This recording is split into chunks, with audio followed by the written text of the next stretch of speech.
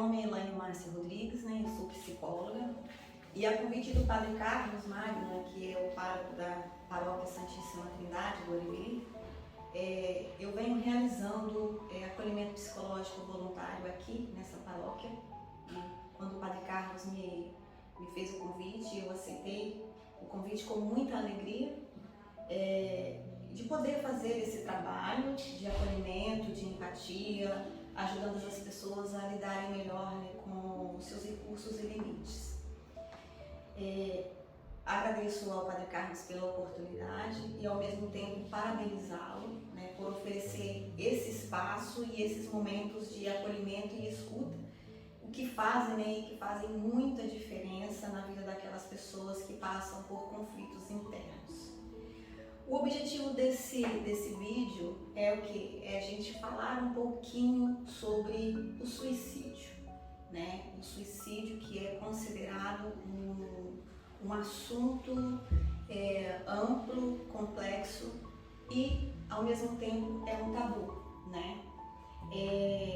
Nós saímos do mês de setembro, que é considerado um mês Setembro Amarelo, um mês dedicado a alertar sobre o mal do século, né, como eu já falei, que é um fenômeno, né, que é considerado um tabu.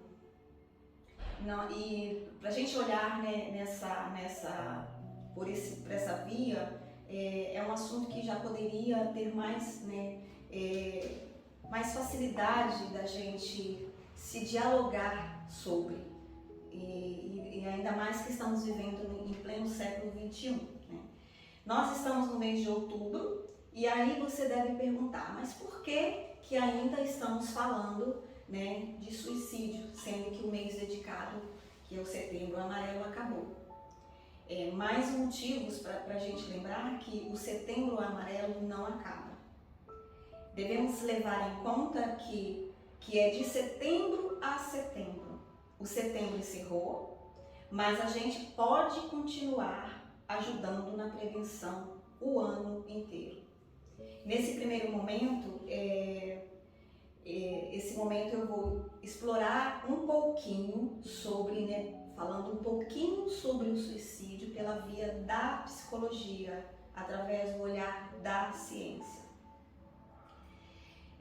No Setembro Amarelo é uma campanha, né? E essa campanha ela tem como objetivo de alertar sobre os altos índices do comportamento suicida na sociedade. A gente sabe que o número é muito grande. Então, nesse sentido, nós temos ao longo do ano um aumento muito significativo dos números, tanto de tentativas quanto de morte e suicídio. E é importante ressaltar que também é um alerta de que esses números, eles crescem cada dia mais, principalmente entre a população jovem. Temos um dado, né, eu trago um dado da Organização Mundial da Saúde, que ela divulgou nesse mês de julho deste ano, né, algumas orientações para reduzir a taxa de suicídio em 1/3 até 2030. Né? Segundo a organização, somente em 2019, mais de 700 mil pessoas morreram por suicídio, o que representa 1 a cada 100 mortes. O alto número de vítimas foi ponto de partida, né, para que a organização ela tomasse, né, essa iniciativa de lançar esse anúncio e para a produção, né, de novas orientações com o objetivo de quê? De ajudar países a melhorarem ou colocarem meta no tempo estimado. Então, estimativas feitas pela OMS em todo o mundo em 2019 apontaram que esse tipo de morte é uma das principais ocorrências de óbito em todo o mundo. Em comparação, mais pessoas morrem por suicídio do que HIV, malária, homicídios e o câncer de mama, né? Então, o suicídio é considerado a quarta maior causa de morte de jovens entre 15 e 19 anos. Por isso, mais uma vez, né, é preciso falar sobre, é preciso obtermos mais informações, cada dia mais, para que a gente possa saber lidar com essa situação, saber ajudar as pessoas que precisam. E aí, falando um pouquinho sobre a pessoa que se encontra com um pensamento suicida, essa pessoa ela começa a vislumbrar um ato, né, no ato suicida, uma possibilidade de matar o sofrimento. Por quê? Porque, de alguma forma, ela está vivendo um sofrimento. E como forma de diminuir esse sofrimento, né, que se torna insuportável, né? No entanto, essa pessoa ela vai criando um certo isolamento e aí os problemas eles podem, né, tendem a aumentar. Então, nessa situação, dependendo do comportamento da pessoa, ela aí realmente aparece exatamente o suicídio como uma luz no final do túnel, e sendo que na verdade não é uma luz, é uma total escuridão. A pessoa também que tem pensamento suicida, ela apresenta alguns sentimentos. Aí a gente pode destacar o sentimento de tristeza, o sentimento de solidão, ela se isola, né? E estes são alguns dos sentimentos que tomam conta de pessoas que pensam em tirar a própria vida. Então, o suicida, ele tenta fugir desse sofrimento, imaginando inconscientemente uma vida em que não haverá frustrações, que ele não vai precisar passar por aquela situação. Então ele acha que ele buscando isso, ele vai acabar com aquele sofrimento, né? Então isso quando a pessoa ela procura ajuda, ela busca acolhimento, né, uma ajuda profissional. Então a compreensão dos fatores envolvidos nas fantasias e no comportamento suicida permite que sejam criados instrumentos que possam prevenir o ato em si. Então, nesse sentido, a crise que culminou em comportamento suicida poderá ser transformada em autoconhecimento, né? E aí, automaticamente, essa pessoa, esse autoconhecimento vai proporcionar recursos, né, para que essa pessoa reveja, né? Rever a sua vida e tentar tornar a sua vida mais criativa. Por isso que é importante, né, buscar ajuda. Outro ponto importante a ser ressaltado e que chama a atenção é que o suicídio ele também mata um pouco de quem fica e obrigam amigos e familiares a carregar dentro de si uma saudade infinita e a dor da perda, que é exclusivamente de quem fica. Então nós podemos ressaltar que aquelas pessoas que morreram pelo ato do comportamento suicida e também aquelas que ficam, né, como eu disse, né, as pessoas que fazem parte daquela rede de apoio, sua família, os irmãos, parentes, amigos, né? Essas pessoas elas são consideradas como sobreviventes. Então, quando a gente fala, para compreender melhor sobre esse termo de essas pessoas serem consideradas sobreviventes, então a gente vê que através de algumas análises, pesquisas e estudos bibliográficos, nós podemos destacar que a desinformação, o preconceito e o julgamento moral, que geralmente aparecem junto ao comportamento suicida, interferem muito na dinâmica da família e na rede social próxima. Então, porque aí vai se evitar de falar do assunto, mesmo entre os membros mais íntimos, e muitas vezes, né, sinais verbais ou comportamentais da intuição, da intenção, vamos dizer assim, né, da intenção suicida são dadas. Mas as pessoas que fazem parte, né, da rede de apoio, elas não conseguem perceber como um sinal de risco, né? Ou não percebem ou elas se paralisam, porque às vezes não sabem como agir, não sabem como lidar. E às vezes, muitas vezes não querem aceitar, por ter, né, uma conotação negativa, né, do assunto. Então a família, ela pode se sentir culpada por não saber o que fazer ou por não ter conseguido evitar o ocorrido. Então essa culpa desencadeia um sentimento de perseguição, que pode levar ao medo de ser julgado como responsável direto pelo gesto, né? Ou ainda a um recolhimento por serem constantemente vitimizados socialmente pelo olhar das pessoas, né? As pessoas que estão de fora têm a sua forma de julgar, né? Algumas elas ficam como se ficassem carregando um estigma, né? E às vezes sentem vergonha e não, por isso às vezes se escondem, né? Não falam, são pessoas mais quietas e acabam sofrendo sozinhas diante dessa realidade. Então essas são estratégias para se defender do estigma, né? Que essas pessoas, elas tentam fugir disso através, né, do seu isolamento, de falar pouco por conta da vergonha. Então elas acabam carregando esse estigma, né? E que muitas vezes levam ao silenciamento da questão, né? E na busca de informações. De acordo com alguns estudos, foi comprovado que no Brasil existem poucos estudos que abordam o suicídio a partir, né, de relato de sobreviventes. Então, o modo como os indivíduos narram certas experiências de sentir-se mal, comunicam e negociam significados. Pode colocar, né, em perspectiva algumas dimensões de uma experiência compartilhada pouco conhecida.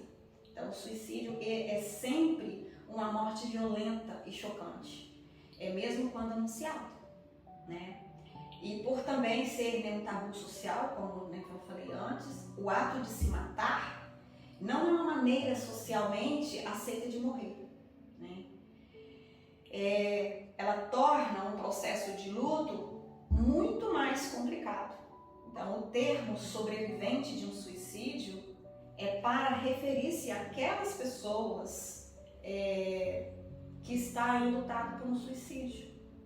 Principalmente para falar às pessoas que de alguma maneira foram atingidas diretamente por essa experiência. Ou seja, que foram obrigadas de maneira inesperada, né, a passar por algum tipo de mudança drástica e de reorganização em suas vidas.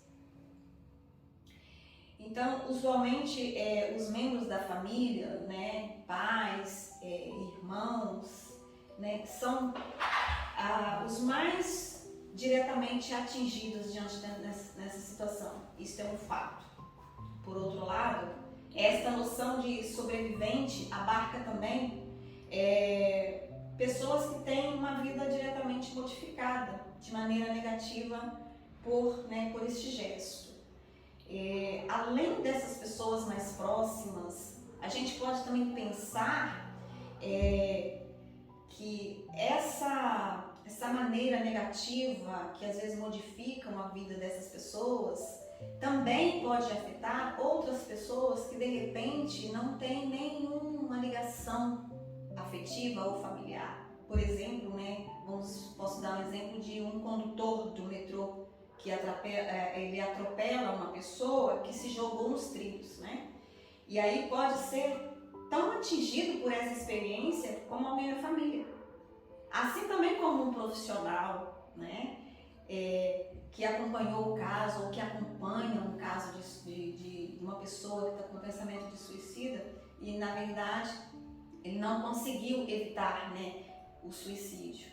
Essa pessoa também, esse profissional, ele também pode ser sobrevivente. Ter, né, um parentesco não implica ter um laço afetivo de qualidade. Então a gente poderíamos nos estender falando sobre os diversos fatores de riscos do suicídio que são, precipitantes e aqueles que são predisponentes. Então, como é um assunto amplo, eu vou fazer só um apanhado, só para ter uma visão básica diante do assunto, falando um pouquinho sobre os fatores de riscos predisponentes, é onde poderá haver um comportamento suicida, não necessariamente esse comportamento será desenvolvido. Então podemos pensar que nem todas as pessoas que morreram de suicídio tinham um transtorno mental diagnosticado, mas a grande maioria estava ou esteve em um quadro de crise e naquele momento poderia ser diagnosticado como um quadro depressivo. Então é importante nos atentar sobre esse fator relacionado à saúde mental. Porque muitas vezes você está com uma pessoa e ela aparenta algum momento de crise, é um momento de você procurar ajuda, é um momento de buscar ajuda. Mas aí o que a gente se ouve muitas vezes é que a própria pessoa, às vezes, ela não quer ajuda. E aí é nesse momento que a família ou quem está mais próximo, ela paralisa, porque não sabe o que fazer. Mas o correto é o quê? É que essa pessoa, ela busque ajuda, Se for um problema, relacionado à saúde mental, é como, a gente pode dizer, quanto mais cedo procurar, melhor será, vamos dizer assim, obter essas informações e aí podemos ajudar, essa pessoa. Então, uma outra coisa a se pensar é quando, a gente ouve muitos casos de quando acontece, de famílias que perderam ente querido, e aí muitas pessoas acreditam que talvez vai acontecer outras mortes naquela família. Isso não significa que pode haver mais mortes por suicídio nesse seio, mas sim uma predisposição, Então, uma outra coisa também que para ser alertado pessoas que tentaram suicídio recentemente, menos de 1 ano, requer muita atenção e cuidado. Isso é muito importante, Existem outros fatores de risco também presentes no ambiente, que muitas vezes passam muito despercebido. Por exemplo, pessoas que sofreram abusos, pessoas que sofreram violência ou algum tipo de negligência, principalmente, sobretudo, na fase da infância. Isso poderá haver uma predisposição. Então, esses são alguns fatores predisponentes. Já os fatores precipitantes, eles são classificados como determinados eventos ocorridos no percorrer da vida, Como, por exemplo, a perda de um emprego, o término de um relacionamento, etc. e algumas outras coisas. Não significa que todo mundo que for perder o emprego, ele vai cometer suicídio. Não é exatamente isso. Mas o que eu estou querendo dizer é que são alguns pontos que ficam evidenciados, entendeu? Os fatores que são associados que podem incorrer o comportamento suicida. Então, a ideia é que, diante de tudo isso, a ideia é que precisamos falar mais sobre. E a melhor forma é ir buscar informações, para não sairmos machucando os sobreviventes com suas ideias e crenças formadas. Então, todos nós somos responsáveis e podemos nos mobilizar através de ações. O que eu quero dizer é que as medidas podem ser utilizadas nacionalmente, mas também localmente e até mesmo por ONGs, organizações nacional não governamentais. Embora uma estratégia nacional abrangente do suicídio deve ser, né, o objetivo final de todos os governos. Então, iniciar a prevenção do suicídio com intervenção, pode salvar muitas vidas. Então, nós não podemos e não devemos ignorar o suicídio. Então, nossa atenção é ainda mais importante agora, depois de mais, né, de anos convivendo com a pandemia do Covid-19, com muitos fatores de riscos presentes, com muitas pessoas, né, que acabaram perdendo seus empregos, estresse financeiro, isolamento social que está voltando aos poucos. E isso é um dos fatores, né, presentes que podem, se já existe, né, ali um conflito interno dentro de si, isso pode ser uma predisposição. Aí você me pergunta, mas como ajudar então uma pessoa sob o risco de suicídio, né? Então, assim, o que eu falo para você é o seguinte: se você identificar alguém em risco de suicídio, com sentimentos, com pensamentos ou com algum comportamento suicida, primeiro, converse. Mostre que você se importa com a pessoa. Agradeça por ela confiar, né, e se abrir com você. Um ponto muito importante: não julgue e nem menospreze os sentimentos dela. Jamais faça isso. Elas querem, muitas vezes, ser ouvidas. Ela não precisa do seu julgamento. Ela não quer saber da sua experiência, que de repente você pode fazer uma comparação de uma dor que você passou, mas que ela no momento ela está passando. E a sua dor pode parecer, mas não é o grau e nível que ela está passando no momento. Então não tente comparar, né? Outra coisa, encoraje essa pessoa. Encoraje-a, principalmente a conversar com um profissional. E ofereça para essa pessoa, se ela quer ser acompanhada, né, a esse atendimento.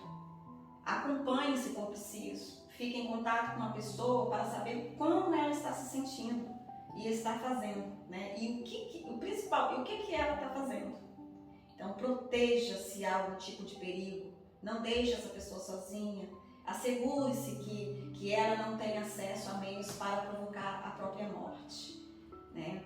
Eu não vou entrar em detalhes em questões de o que pode provocar a morte. Tem muitas coisas, né, ao alcance das pessoas que podem fazer isso. Então, uma outra coisa mais importante: em caso de urgência, procure ajuda especializada, como o CVV. Não sei se vocês conhecem. O CVV é o Centro de Valorização da Vida. Ou você também pode procurar um CAPS, entendeu?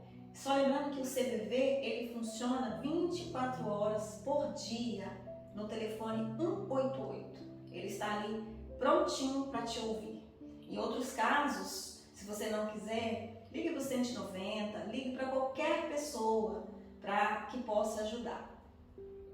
Bom, eu espero, né, ter contribuído um pouquinho com algumas informações, né?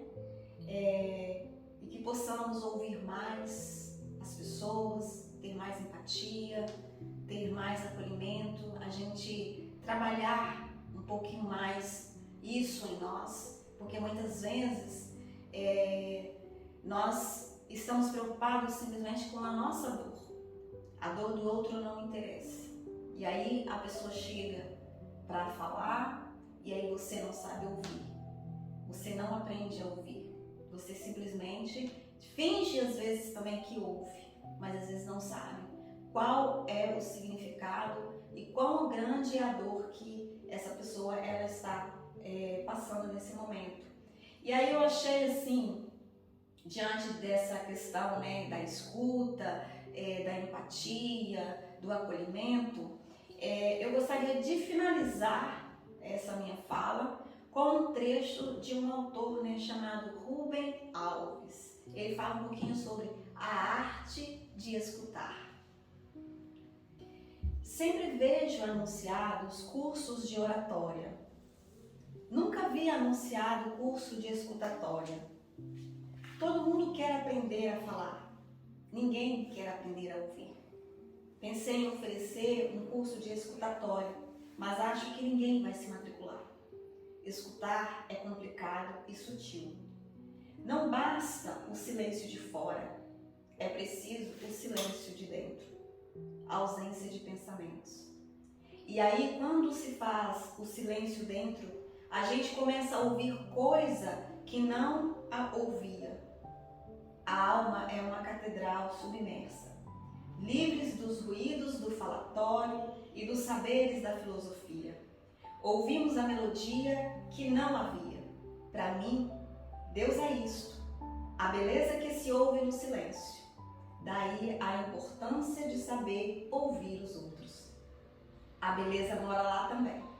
Comunhão é quando a beleza do outro e a beleza da gente se juntam no contratempo. Muito obrigada e até a próxima.